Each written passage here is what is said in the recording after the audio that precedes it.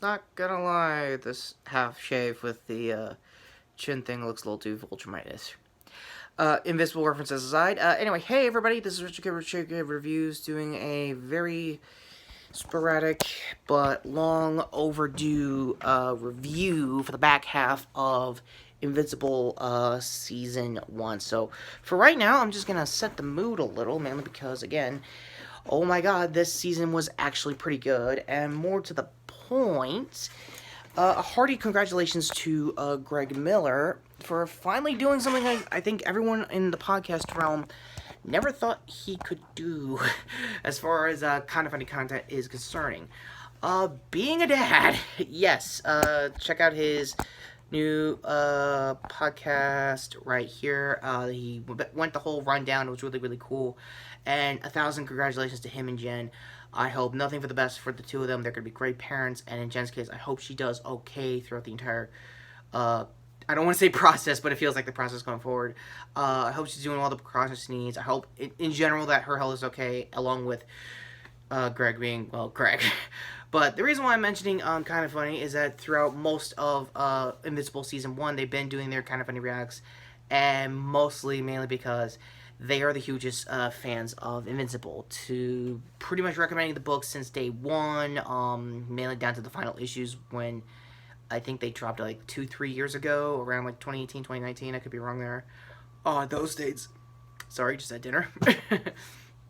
But yeah, honorable mentions. I'm gonna mention one of the early episodes of this back half was actually pretty fun. I think it was either 4 or 5 with Justin Roiland doing a guest cameo for I think the college episode, many will now know as the penultimate episode to what Omni-Man was really doing all along when it comes to killing the Guardians. I'm gonna do a lot of parallels for him and Homelander from The Boys.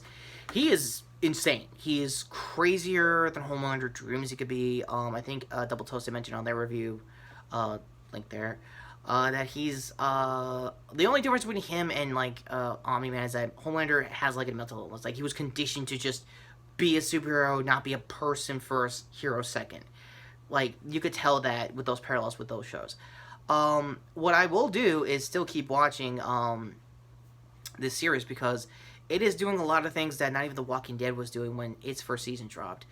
And when its first season dropped, it was basically still doing things from the comic, and I was happy that it did. And even back in the day, they were doing black and white episodes to honor the comic as it was back in the day. For those who are new, I have a love-hate relationship with The Walking Dead, to the point now I'm actually happy that they're doing a full-color restoration for the whole series.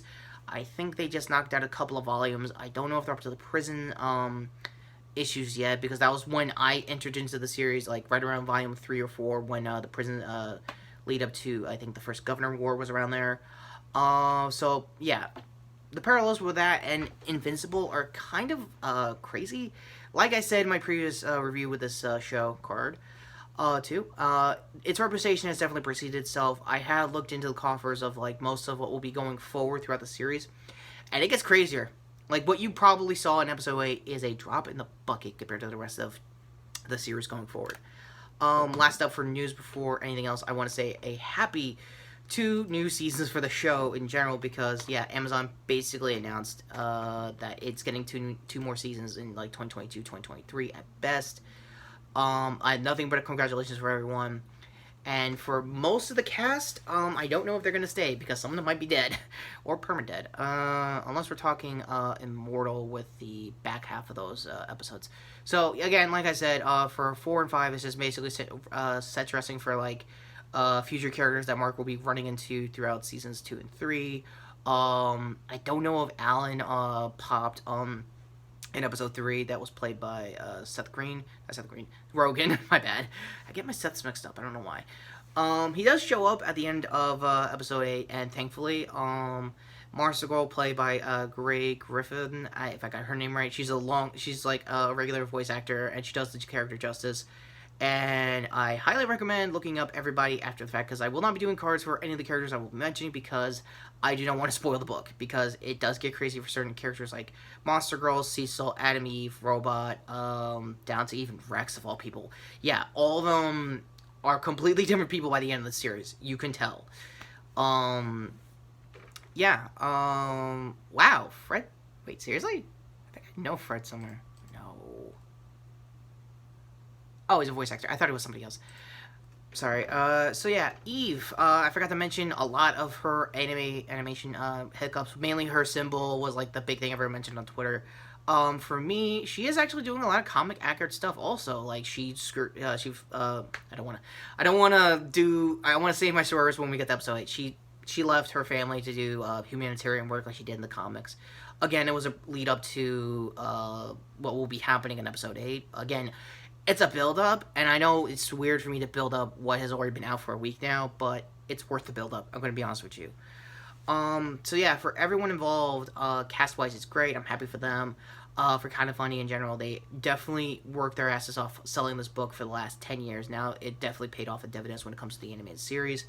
They're still planning a live action movie, you could believe that, and Seth Rogen is having some involvement with that as executive producer, like he did back in the day with now with The Boys and previously with Preacher. So you could tell that he might trilogy it. I doubt he could, given how big the material is, despite how fast pacing it is if you read the comic. But animation wise, I think right around when you get to like 6 and 7, you can tell like, oh, Mark can have battle damage clothes. Oh, he's getting bloodier. Oh, the title card is getting bloodier. Yeah, for those who are probably seeing my thumbnail, I couldn't find a bloody version of the final episode's title graphic. But if you go to Kind of Funnies, they did an actual progression of that throughout the season. And the only comic criticism I can agree with is when they mention Mark's hero name for the first like 20 minutes into the episode, they cut immediately hard cut to the title graphic. That is an addition I don't like as like one of the many recurring jokes, because they do have recurring gags from the comic, like Cecil's like Pentagon sign, basic leadings at the parking. Like again, their front office, like it does have like a character moment too. Weird as it sounds, like a set, like a prop set area does go through a character progression. Like I think it's supposed to be like transitional, something like that. Again, I'm probably overthinking the comic at this point, but I guess going back to comparisons to Walking Dead, I definitely see myself investing myself into seeing more of this, seeing hopefully that they do more character accurate story arcs coming up and wars.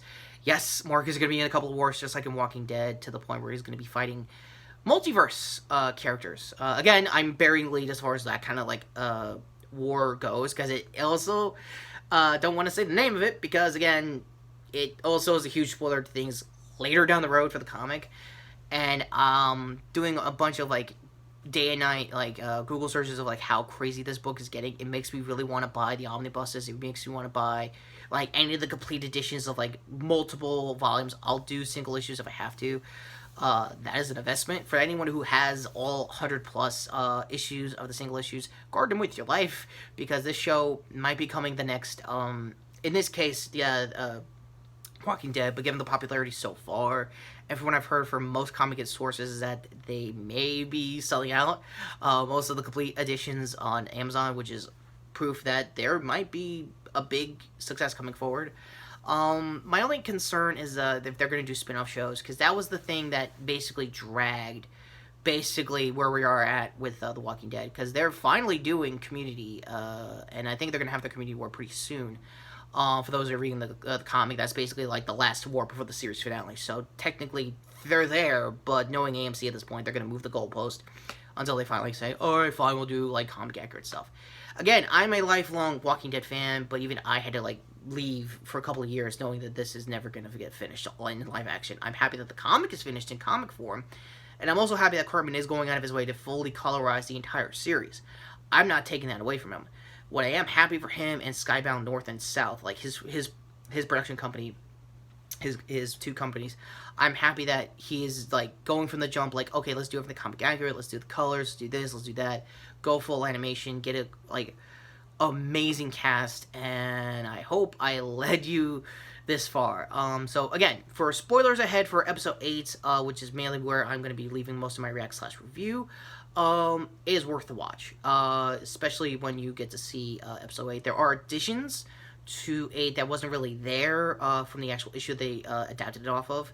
With that all being said, here we go. Episodes 7 and 8, aka Mortal is still alive, and Omni-Man basically just threw his card saying, no, I'm an evil Superman, I am a lot longer alive than everyone thought, I'm like 100 plus in the game, and everyone in Voltron are assholes, to the point that we are basically this comics empire. We are basically taking over the universe one way or another, and Mark, I want you in.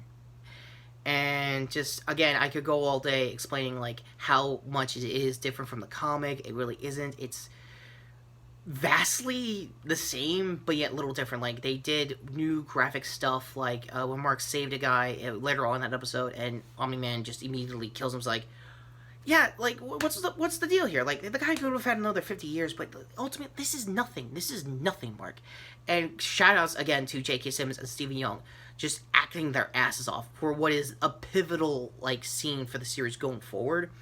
Mark is just, like, flabbergasted. He is shell-shocked. Like, he has no idea that maybe he's, like, in some denial at the early half of this episode saying, no, this isn't you, Dad. You're, like, totally mind-controlled. Someone's, like, screwing with your mind. Like, no, Mark, I'm like this. I've been playing along for 16 years, and now I don't have to. Now, you and I, we could just take the world and go. We just go back to Viltrum, say, mission accomplished, I got a son out of it. Like, no, fuck these people. I don't give a shit if I live a million years. And it is amazing. Like, I loved every minute of their dialogue, their riff of, like, how vastly different it was when they started out in the show. Like, in the aftermath, they were doing flashbacks to, like, just this season alone, and how, like, now Mark has to, like, decompartmentalize, like, basically what he was taught to versus, like, what was the end goal in Nolan's case, and now going forward, it's insane. There was a bit I had to double check with the comic, if it was actually like a Cecil move, or like what the actual government is doing kind of move. Is it like conspiracy theory again? Knowing Robert was probably like an inside joke for like how his like universe works behind the scenes. So again, kudos there that it's actually represented. Again, I could complain a little for what I can see of the animation, but throughout most of episodes 7 and 8, whoever was in charge of the fight team was in charge of this back half of the series. And kudos to them, and they definitely earned their raises, honestly. So yeah, again, like I said, the rest of the episode is just basically hyping up to Season 2 now that they got signed for 2 seasons. And, yeah, it's just insane. Just looking back, it's weird, it's wild. I'm getting lightheaded just talking about what could happen going forward, but it's pretty bright. Weird as it sounds, when you see episode 8, there are going to be some crazy stuff to the point where there was an edition where Omni-Man puts Mark through a train, and he's like first person seeing like every single person he could potentially save, but he just can't. Like his dad outclasses him as like a Superman character, and him as a Superboy character. Like, he is just like trounced like throughout all of Chicago and stuff.